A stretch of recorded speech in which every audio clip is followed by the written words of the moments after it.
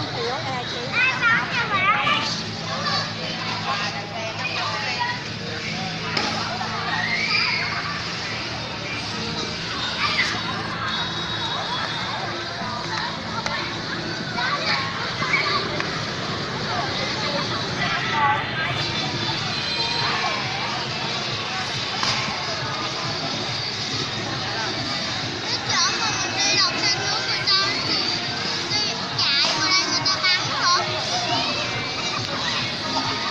Gì đó?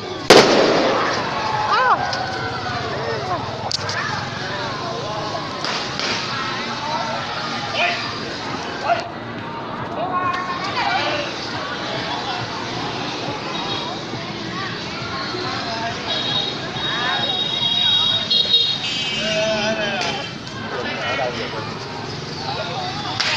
Hai thằng nè. Ở gần đó đó. Chạy ngang nè.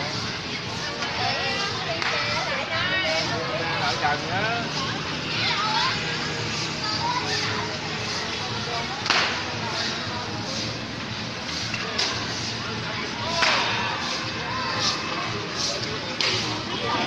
Thấy không? Thấy rồi, ghê không?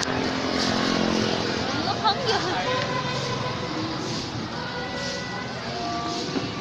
Không phải sợ gì hết. Sợ nó nổ chúng mình á, không có tốt.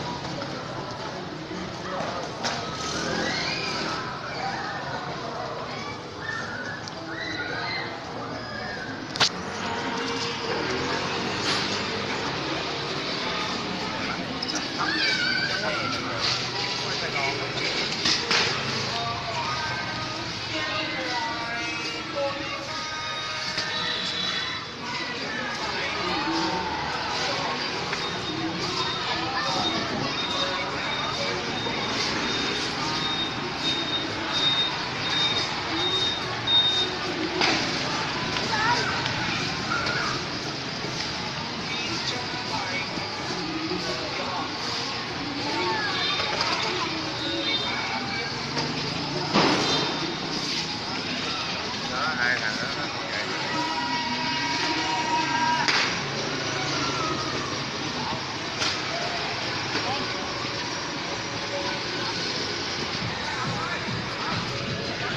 Cái này sợ quá. Ừ. Coi hết thấy vui thấy sợ.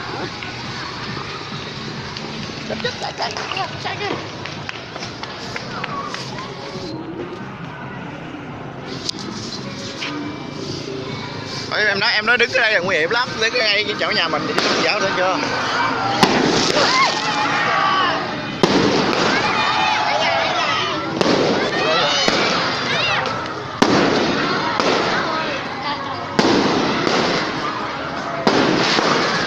Ghê không nói mà.